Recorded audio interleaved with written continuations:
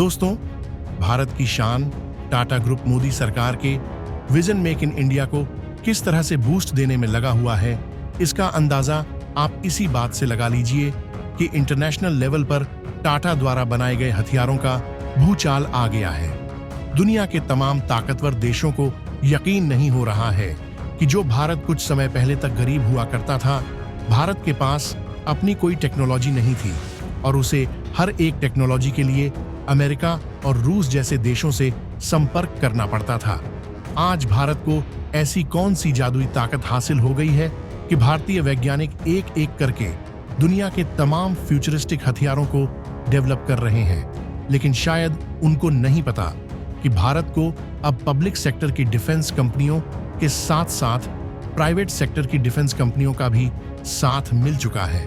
यही कारण है कि भारत आज 2 गुने रफ्तार से हथियारों का डेवलपमेंट कर रहा है और ऐसे ऐसे मायावी हथियार डेवलप किए जा रहे हैं जिनका इस्तेमाल न केवल भारतीय सेना द्वारा किया जाएगा, बल्कि इन्होंने इंटरनेशनल लेवल पर भी धूम मचाना स्टार्ट कर दिया है और दुनिया के तमाम देश इन हथियारों को खरीदने के लिए भारत के आगे लाइन लगाना शुरू कर चुके हैं।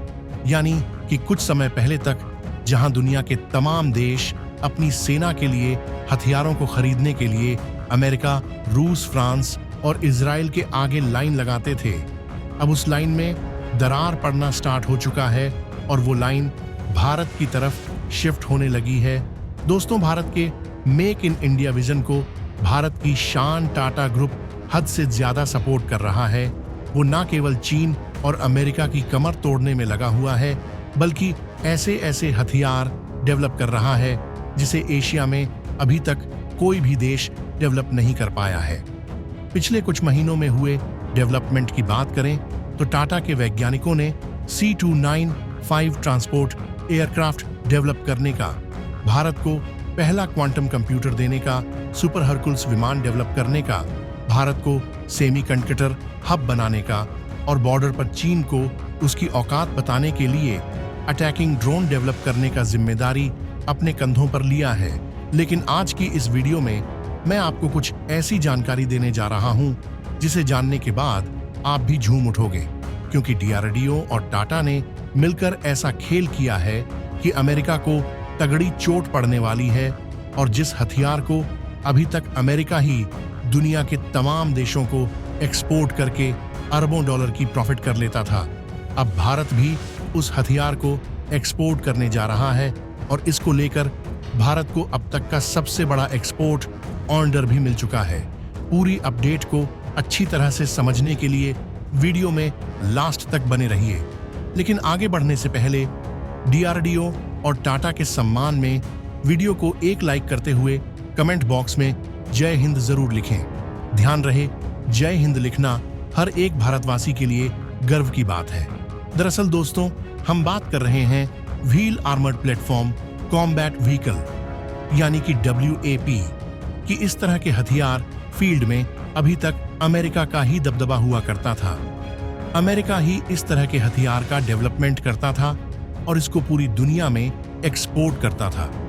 लेकिन अब अमेरिका को भारतीय कंपटीशन का सामना करना पड़ेगा, क्योंकि DRDO के वैज्ञानिकों ने ऐसा ताकतवर wheel armoured platform combat vehicle develop कर लिया है जो अमेरिकी कॉम्बैट व्हीकल का भी बाप है और ऐसी ऐसी खासियत से लैस है जिसका मुकाबला अमेरिकी वाहन नहीं कर पाएगा।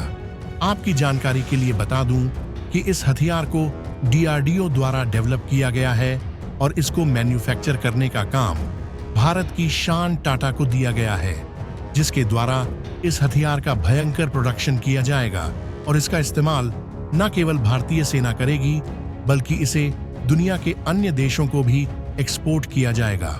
और इसी क्रम में भारत को इस हथियार का पहला एक्सपोर्ट ऑर्डर मिल चुका है।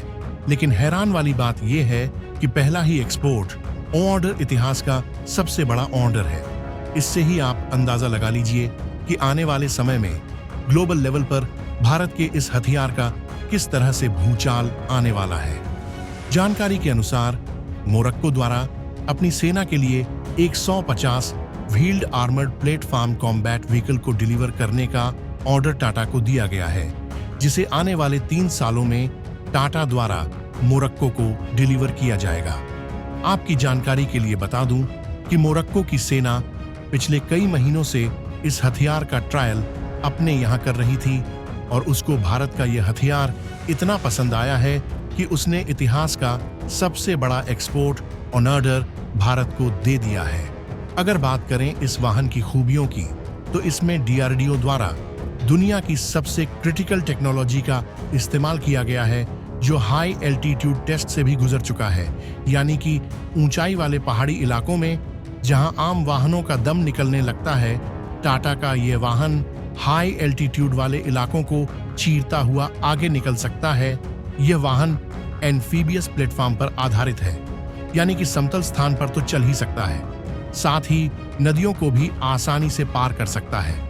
इसके साथ ही इसमें हाइड्रोन्यूमेटिक ट्यूबिटस और स्वतंत्र सस्पेंशन मिलता है। इसमें 10 से 12 लोग सफर कर सकते हैं। इसे टोही वाहन, पैदल सेना वाहक या रसद वाहक के रूप में इस्तेमाल किया जा सकता है। टाटा के इस वाहन की खासियत यह है कि यह दलदली इलाकों में भी चल सकता है और मजबूत इतना है कि लैंडमाइन के विस्फोट को भी झेल सकता है। भारत में डिजाइन और निर्मित किए गए 8 पहियों वाले इस बख्तरबंद वाहन को भारतीय सेना में भी शामिल किया जा चुका है, जबकि भारत की पैरामिलिट्री फोर्सेस ने भी इन बख्तरबंद गाड़ियों को खरीदने का उधर टाटा को दिया है। दोस्तों, अभी तक भारत द्वारा भी बख्तरबंद गाड़ियों का इंपोर्ट ही किया जाता था। अमेरिका, इजराइल और रूस जैसे देश भारत को अपनी बख्तरबंद गाड़ियां डिलीवर करके अरबों डॉलर की प्रॉफिट करते थे, लेकिन DRDO और टाटा ने एक साथ आकर जिस तरह से इस wheel armoured platform combat vehicle को डेवलप किया है और अब इसका प्रोडक्शन भी स्टार्ट हो चुका है। निश्चित तौर पर आने वाले समय में भारत को इस तरह के वाहन के लिए किसी विदेशी ताकत पर निर्भर नहीं रहना पड़ेगा। साथ ही भारत अपने इस वाहन का एक्सपोर्ट करके अरबों डॉलर की प्रॉफिट करेगा, जिस तरह का प्रॉफिट अभी तक अमेरिका जैसे से देश कर रहे थे।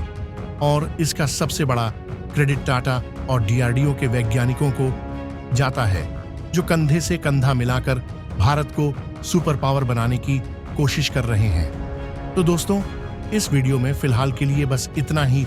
वैसे आपको क्या लगता है, क्या मोदी सरकार द्वारा भारत की शान टाटा को और कई हथियार प्रोजेक्ट दिए जाने चाहिए? आप अपनी राय हमें कमेंट के माध्यम से जरूर बताइए। वीडियो को अंत तक देखने के लिए धन्यवाद। जय हिंद, जय भारत।